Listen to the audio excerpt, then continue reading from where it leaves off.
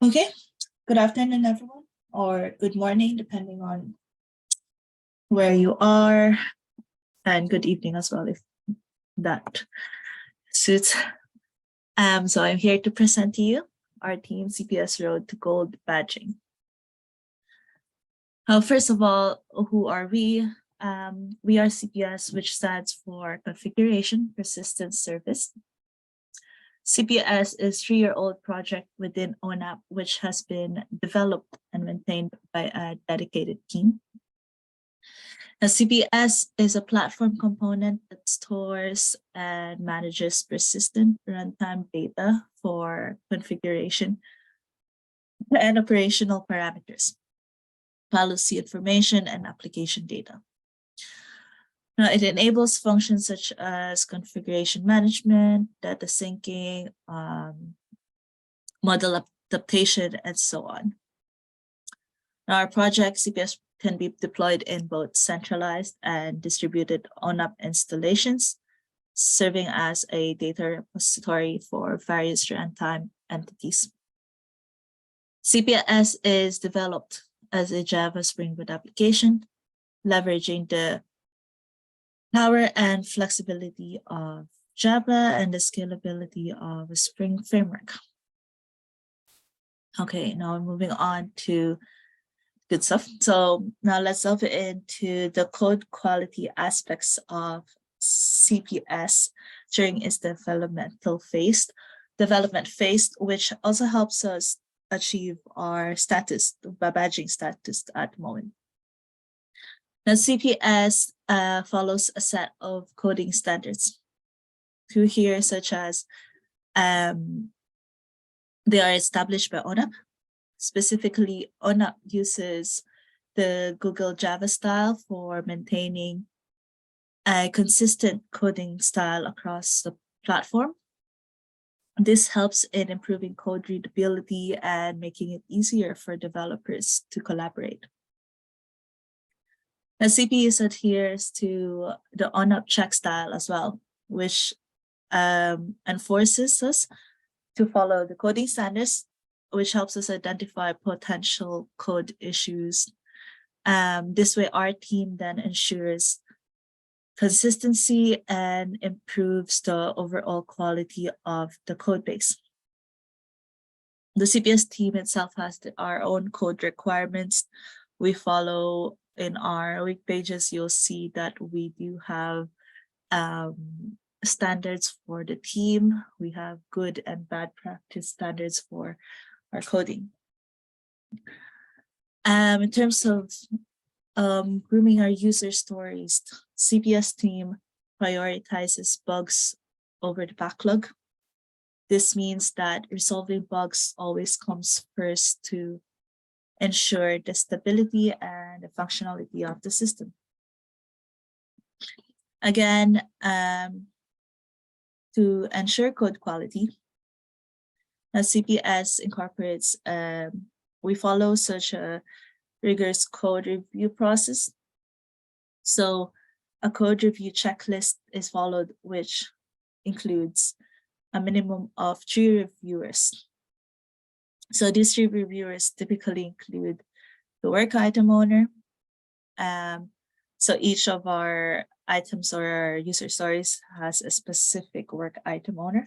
So that includes a work item owner, a senior developer, and at least 1 or 2 additional reviewers. Now, this code review process helps in identifying potential issues. It also helps us in sharing knowledge and again, maintaining consistency in the code base.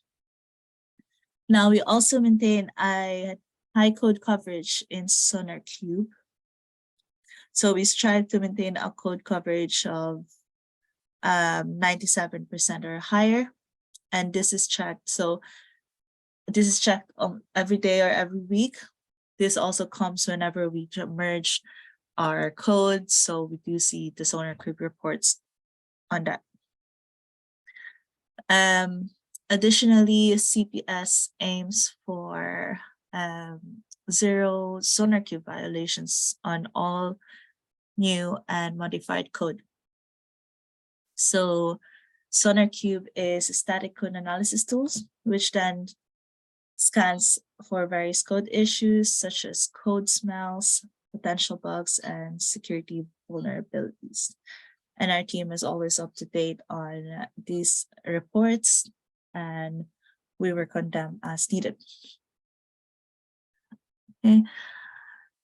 And then the testing quality, testing aspect of our code quality in CPS.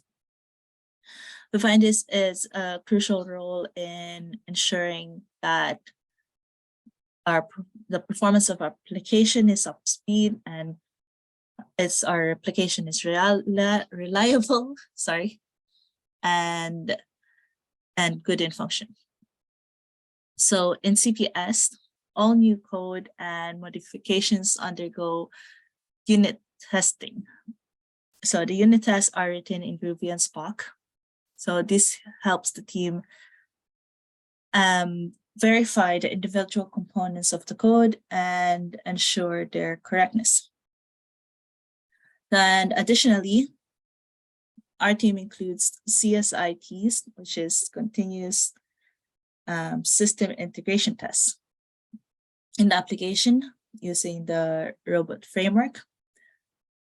CSITs are higher level tests that verifies the integration and interaction between different components of our system of the application. And add to the unit test, then not all unit tests includes assertions, but we do include pre-run assertions in our code to ensure thorough testing. By including pre-run assertions, CPS teams then verifies the expected behavior and detects any discrepancies or errors early in the development process. And again, this is also done through Groovy. Performance testing is included. So CPS also includes performance testing as part of its quality assurance, because we believe that by conducting performance testing, CPS can then identify any performance bottlenecks and optimize the application accordingly. Actually, the performance test has recently being focused and recently being improved. Tuan, would you like to say something about our performance test at the moment and how it's good that we are focusing on? Yeah, it might be a bit unusual. So we have unit tests like performance tests, and they basically test some core, especially with the database interaction. They're not 100% unit tests. They're actually using a Postgres container to test the performance of some of our algorithms that we've improved. So the idea is that we test these performance as part of our unit test as well. Although we want to separate them in more stable environment, because for one of the issues for doing unit tests is that the environment itself doesn't have always the same resources, and the results can be vary a little bit too much, but they still protect us against a serious degradation of performance. So that's another aspect of guarding our quality. Yeah, it's good. Yeah, so right now we are focusing on performance testing, as I said, and being improved on that. So moving on to next on security. In terms of the code quality and security, so for CPS, it's also very important to ensure protection of sensitive data. As we said, we are storing information.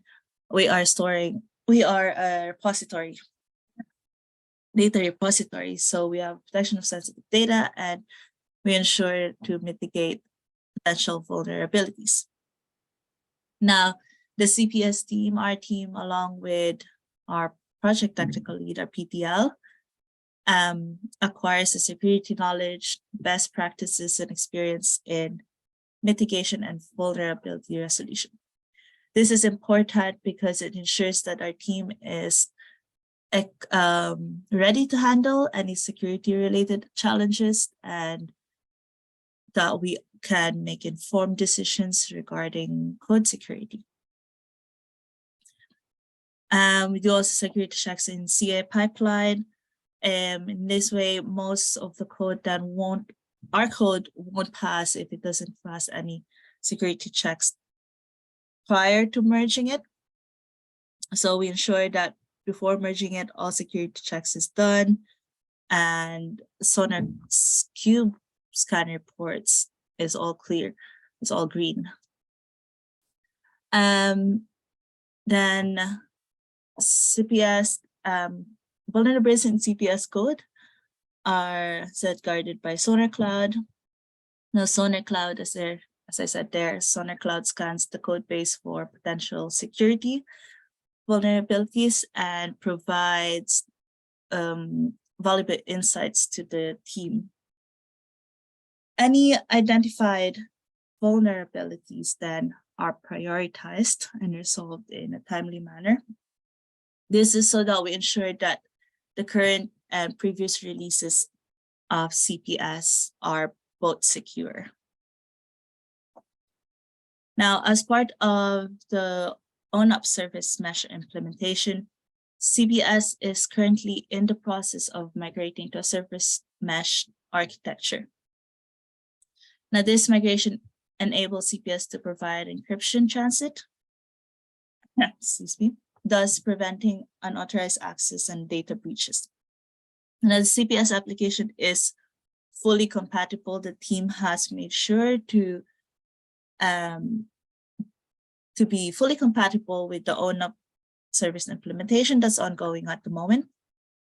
So we are done with our to-do task, and we are just now waiting for the ONAP to finish the implementation then. So with the requirements of this, we are ensuring that the data we have then will be transmitted securely once all is good.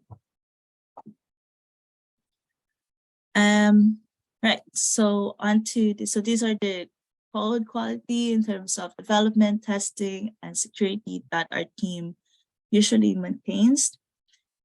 Now go on to Tony. Are you there? Hi. Hello, thank you. Hi, all. Let us know about what badging is. Let's talk about badging for a minute. So the Open Source Security Foundation, which is part of the Linux Foundation, has badges that they have, and each project fills out a questionnaire about their project, and depending on what level of questions that you answer that you have met and satisfied the answers to, determines the type of badge that you have. And they split things up in several different ways. Basics covers things like, do you have licenses in all of your files? Are you using open source licenses? Do you have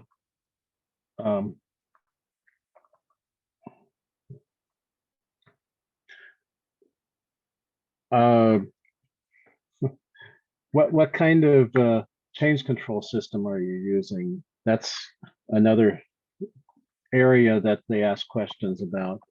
How do you report issues? Do you have an issue tracker of sorts? What types of quality gates do you have with your code? We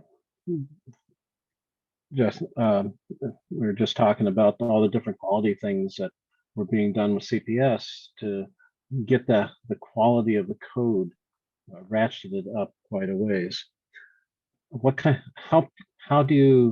How are you paying attention to the security of your code? There are also a lot of questions about if you're using various different forms of cryptography within your code. Are you using certain best practices in the cryptography? And how are you analyzing code? What kind of tools are you using to analyze your code? The process is not just oriented towards your code though, but it's also discusses a lot about things around your code. Are you using now something like GitHub or Garrett to keep your source in an open fashion? Are you using, does your infrastructure maintain security in an excellent way? And there are best practices associated with all those. Let's skip to the next slide.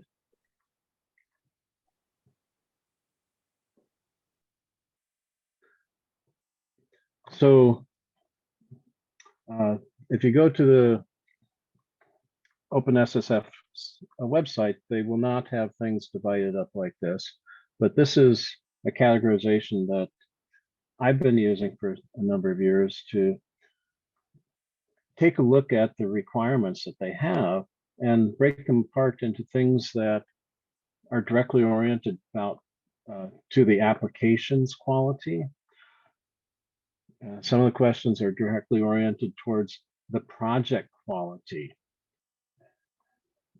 Some of them are oriented towards the infrastructure quality. So the application quality is, like in CPS's case, how they do their application, things specific to the application. But then there's the project quality, and that's talking about things that is ONAP wide. So CPS is one of the sub-projects within the ONAP project.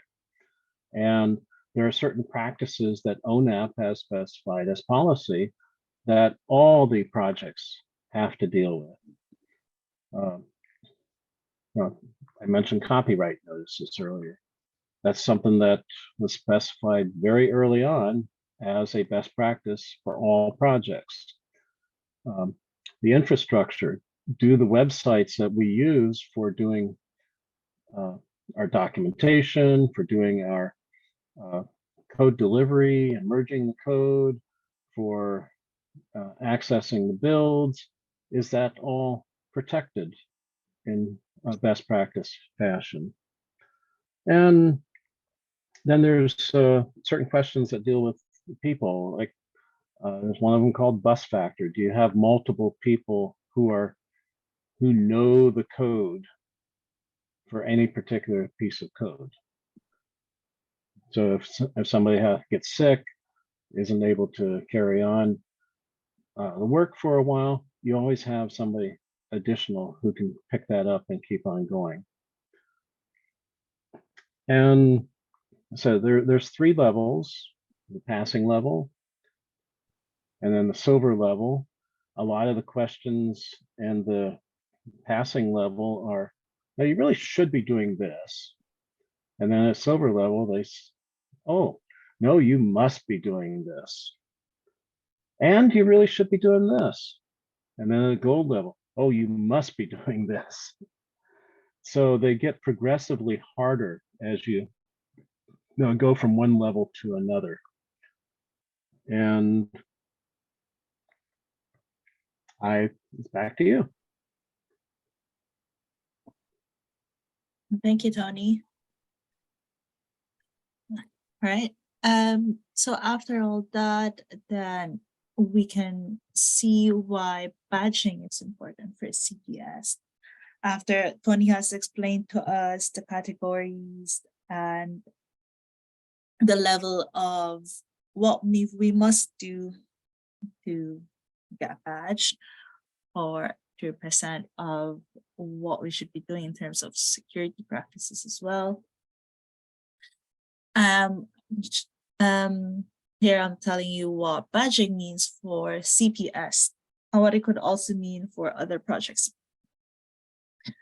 So badging for CPS demonstrates its commitment to ensuring the security of its code base and the data it handles, especially. I also believe as a team that the badging also helps build trust within the community. So when the CPS team earns badges related to the code quality and security, it shows that the project follows a rigorous standards and practices. So this then instills confidence in the community and attracting a larger user base and encouraging increased participation from the community, from contributors. So maintaining reputation here. So maintaining a good reputation is important for any project, is crucial for any project. And so badging contributes to CPS reputation in multiple ways. By consistently focusing on the code quality, reliability, and security, CPS then builds a reputation for being a trustworthy and dependable solution within the ONAP community and even outside ONAP community. Badging also signifies CPS's commitment to continuous improvement. Regular reviews that we do, the regular code reviews and updates by the CPS team in terms of anything code quality related or architecture ensures that the project stays up to date with evolving best practices. So this ongoing process of improvement to keep us up to standard of these badges as well, particularly in terms of security, helps maintains the project's relevance and, you know, the overall quality of the project itself. And it gives good reputation to the developers of the team. Having said that, we did come into some roadblocks before, some historical roadblocks. But one roadblock that CPS encountered was the security questionnaire. And as part of the process, the CPS had to go through a comprehensive security questionnaire, and it is part of the badging process. However, not all the questionnaire items were directly under the team's control. Some items were ONAP-wide, such as the ONAP quality policies and ONAP infrastructure and quality. So this meant that meeting all the requirements was dependent on the broader ONAP ecosystem. So that includes the ONAP service mesh implementation, which was the roadblock for CPS. As I said before, the team has done everything for it to be service mesh compatible, and it's not only depending on the ONAP full implementation of this to go through. But despite this, so also there was also a roadblock on the two-factor authentication, which I will be talking about later. Despite these roadblocks, though, the CPS team has consistently demonstrated their commitment to code quality.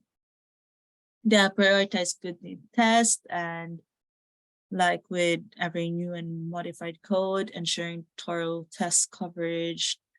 The team has been proactive in updating any vulnerable dependencies and just, you know, staying ahead of potential security risks. And as I said before, we do rely on SonarQube a lot for our violations, maintaining the 0 violations and maintaining that we have the code coverage above 97%.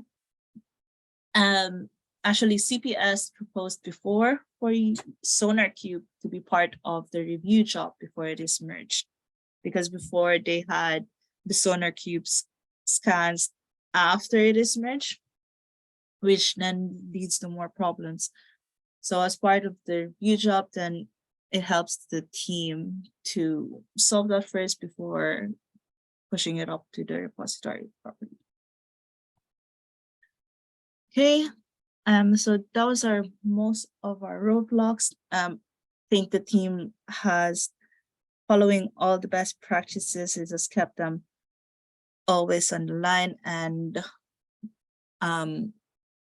most of the problems was just the ONAP wide that the team doesn't have control on. So having said that, we're CPS now in terms of the gold badging. And we are at 96%. There's only one more criteria that we need to meet. And so we can have that 4% from having two-factor authentication. Recently, the second committee, I think, or TSC, in the TSC meeting, they have told us that it is possible to have everyone in ONAP to have a two-factor authentication. And so our team then followed that through. All committers in our team, including the PTL, of course, have the two-factor authentication. We are now just then waiting on those who have access to sensitive information, which is again on the board control, for that to be met. And then we are able to click, get that extra 4%. Tony, are you there? Yes, I'm here. Hi, would you be able to explain to us the second criteria that we are yet to wait on?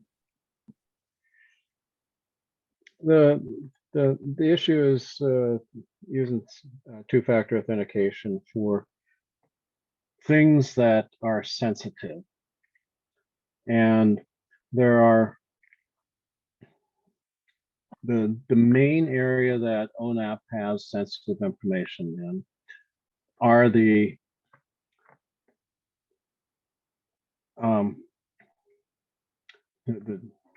JIRA security issues, ONAP JIRA security issues. And that's our issue tracker for sensitive security related issues that have been found against one of the projects.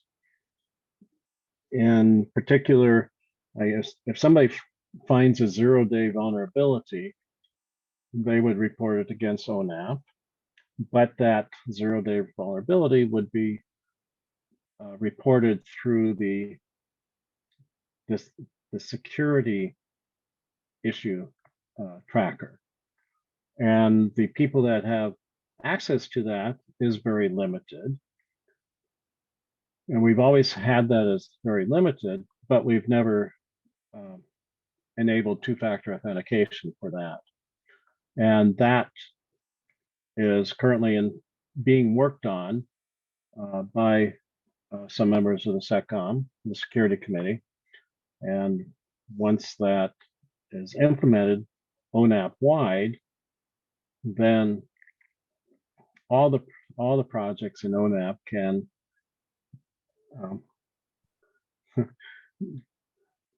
safely say that their security reports are covered by two-factor authentication.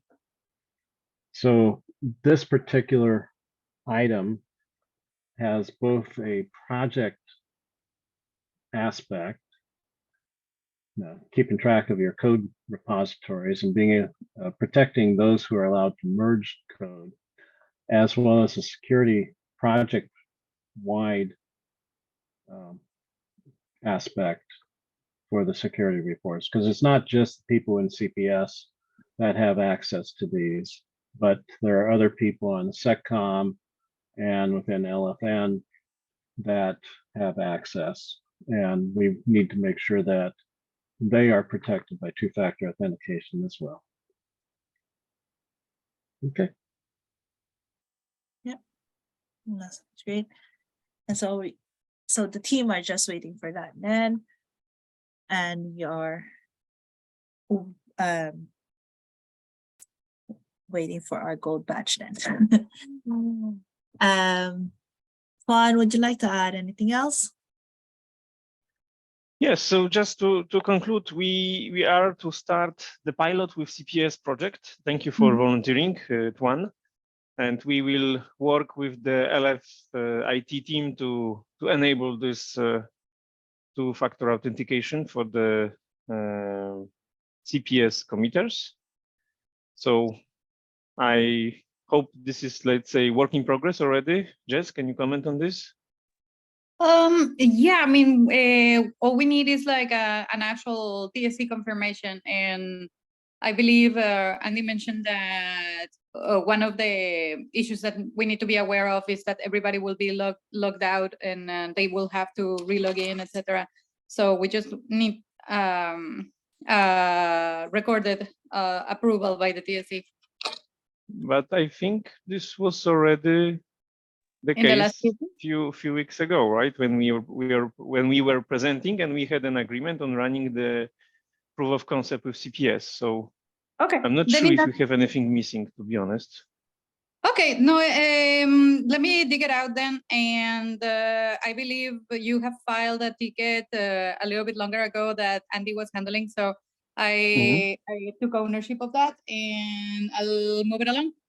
Okay. So right now it's just the CPS team, Yes. right? We start with just CPS team. And then when we complete the proof of concept, then we come back to the TSC for the extension for the overall whole, let's say, ONAP community of committers, right? Yes. Yeah. Okay. Okay, sounds good. Let me get that moving then. Okay. Thank you, Jess. So there are three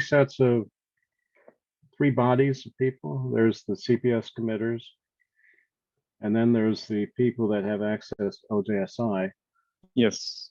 And those are both part of the proof of concept. And then the wider extension is to all the committers and PTLs. So for the OJSI access team, we've been reviewing the list of the participants, and I think Amy is doing the follow-up with Jessica on this as well, right, Jess? I'm sorry, I'm not sure about this one. We were not sure on who is exactly the member of the OJSI list. Oh, that one. Yeah, Yes. yes. Sorry, yes. She messaged me last week about the more information about the team name and everything. So because what I saw is that everybody has access. So I need to confirm that. No. This is restricted list, so I'm sure that not everybody have an access. Has an access. It's more like we wanted to make sure that who is the let's say member of this list. So this is this can be viewed, right? And we were thinking about, okay, the requester of a JSI ticket has an access to this ticket, obviously, and only the OJSI list members, right? Right, you're right. Restricted information kind of list, right? So yeah, so I think we were making some screenshots with Amy, and I think she shared with you some more details recently, right, Jess? Right. Yeah. Let me reply to her today. Okay. You're okay. doing that mail thread, right? I think I was, but my email has recently, I'm using my private email now, so. No worries. I'll make sure you're there. Okay. Thank you, Jess. So not to hijack the meeting. So we are on the really good shape to complete the last milestone to get this gold badge for the CPS. Yeah. And I'm really happy that CPS team is so concerned with the security and following all the best practices. So you really deserve for this gold badge. I think this would be first gold badge for the overall LFN wide projects. So at least I don't know any statistics on any project that already gained this badge. So no, that would be the case. yes. So please feel extraordinary, guys. This is something. Well, big celebration time for ONAP community and for CPS specifically. So I would like to thank you guys for all the efforts you are doing to ensure that your code is high quality and secure. So big applause and big kudos for you. Thank you, Pavel. Thank you, Pavel. And Tony, for your guidance and support in the badging as well, because it is a long journey since the beginning of ONAP, and we have really, fruit of your work, right? So, and your support. So I think that yeah, I really appreciate your help here and your guidance and leadership in helping projects to achieve this goal. Thank you, Tony. You're welcome. Yes, and add to that also, Tony, we would like also to thank you for guiding us as well, arranging a meeting with you to explain furthermore on the security questionnaire and giving us more knowledge on some terms that we did not understand, which blocked us from answering our security questionnaire. Then You're welcome. thank you. Tuan, would you like to say something? No, I just second all that. We couldn't have done it with the help from the Tonys and the general support from the ONAP community. I'm a bit surprised, to be honest. I thought we were the first in ONAP, but that we're the first in LFN to achieve this. Yeah, I think we can be proud ourselves of that, and to all the people that helped us. Thank you very much. Maybe one day some beer in Ireland. That's a good idea, Pavel. Or in Warsaw, you are very welcome. We definitely We arrange have something. reasons to celebrate. Let's say Yeah, this we do. Yeah. this way. Yeah. Good.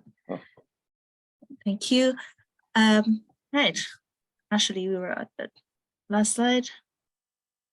Thank you. So, community, has any questions?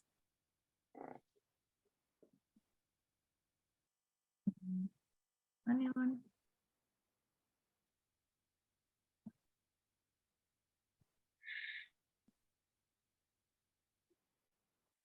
Thank you so much. Thank you, everyone. Cheers. Thank you, everyone, to that attended.